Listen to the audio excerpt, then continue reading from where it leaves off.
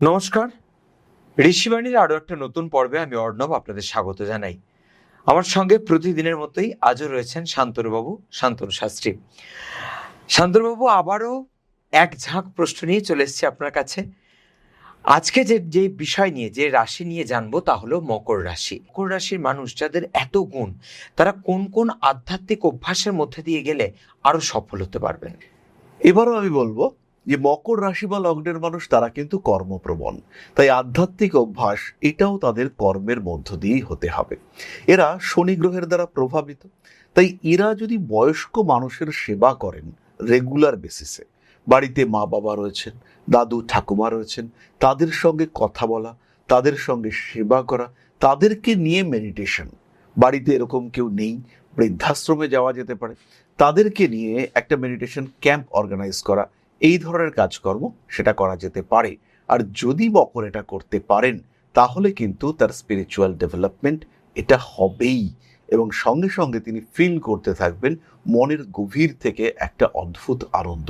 কোনো কিছুই এই আনন্দের সঙ্গে কম্প্যারেবল নয়, বাইরের কেউ এই আনন্দকে ফিল করতে পারবেন না। একজন পিতা যখন প্রথম তার সন্তান তার আঙ্গুলটা জড়িয়ে ধরে, তখন যে আনন্দটা ফিল করেন সেটা কিন্তু কারোর সঙ্গে শেয়ার করা যায় না। একজন প্রেমিক কিংবা প্রেমিকা প্রথম চুম্বনে যে আনন্দ ফিল করেন সেটা কিন্তু কারোর সঙ্গে শেয়ার করা যায় না। তো এই যে অনুভূতি, যেটা দেহ মন কর্ম প্রত্যেকটি বিষয় দিয়ে অনুভব করা যায়, আত্মার মাধ্যমে অনুভব করা যায়, সেই অনুভূতি বা সেই ধরনের আনন্দ এবং আধ্যাত্মিক উন্নতির প্রকাশ, সেটা কিন্তু মানুষ অনুভব করবেন। মকর রাশি বা লগ্নের প্রত্যেকটি মানুষ অনুভব করবেন এই প্রসেসে। আমরা মকরের অনেক গুণাবলী সম্পর্কে জানতে পাচ্ছি। এরপর যে বিষয়টা একটু জানতে ইচ্ছে করছে, সেটা হলো মকর রাশির মানুষের জন্য ভগবানের সবচেয়ে বড় শিক্ষা কি হতে পারে?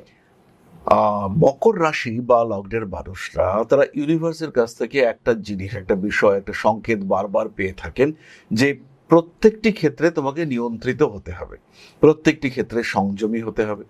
অতিরিক্ততা, অতিরিক্ত ভোগ, অতিরিক্ত বিলাসিতা করতে গেলেই ইউনিভার্স কিন্তু তাকে কোনো না কোনো উপায় আটকে দেওয়ার ব্যবস্থা করেন। তোমাকে থামতে হবে, এক্সট্রিম জায়গায় তুমি যেতে পারবে না, বা এক্সট্রিম অবক্ষয়ের দিকে তুমি যেতে পারবে না। ঈশ্বর বা ইউনিভার্স এটা কন্টিনিউয়াসলি মকরকে শেখাতে থাকেন নিয়মানুবর্তিতা, তার সঙ্গে সঙ্গে সিস্টেম মেনটেন করে চলা, এবং কিছু প্রাপ্তির সঙ্গে সঙ্গে আমি কিছু ত্যাগ করব। আমি সমস্ত কিছুকে ভোগ করব না, কিছু প্রাপ্ত হলাম, তার সঙ্গে সঙ্গে কিছু বিষয় থেকে নিজেকে মুক্ত করলাম। এটাই ইউনিভার্স মকরকে শিখিয়ে থাকেন। আর যদি ইউনিভার্সের এই শিক্ষা বা সংকেত মকর উপলব্ধি করতে পারে, তাহলে কিন্তু মকর রাশি বা লগ্নের মানুষদের প্রাপ্তি সেটা এক্সট্রিম জায়গায় গিয়ে পৌঁছবে, এবং সেই প্রাপ্তি হবে পরম প্রাপ্তি, পরম সুখ, ভোগে নয়।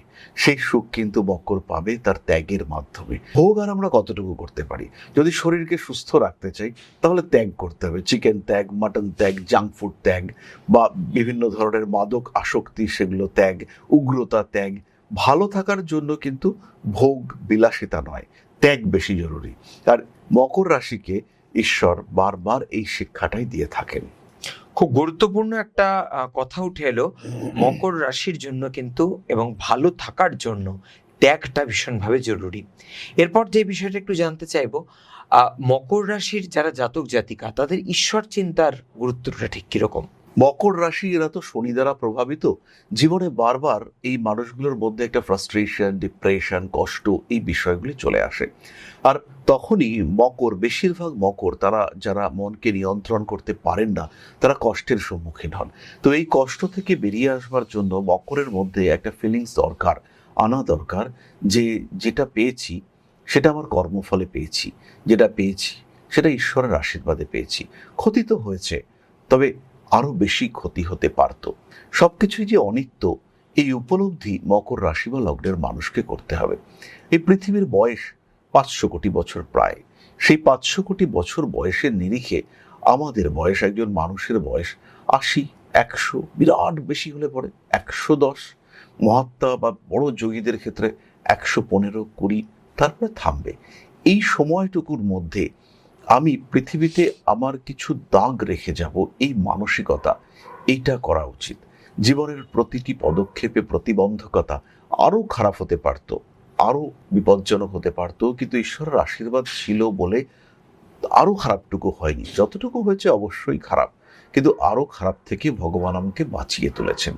এই ফিলিংস, এই ঈশ্বর চিন্তা, এটাই কিন্তু মকরকে সুখ এবং শান্তি দিতে সক্ষম। আর এই চিন্তা যদি না রাখে মকর, তাহলে কিন্তু বারবার প্রতিবন্ধকতা অতিক্রম করতে করতে ডিপ্রেশন, অ্যাংজাইটি, ওভার থিঙ্কিং, লো কনফিডেন্স, এগুলো তাকে গ্রাস করবে।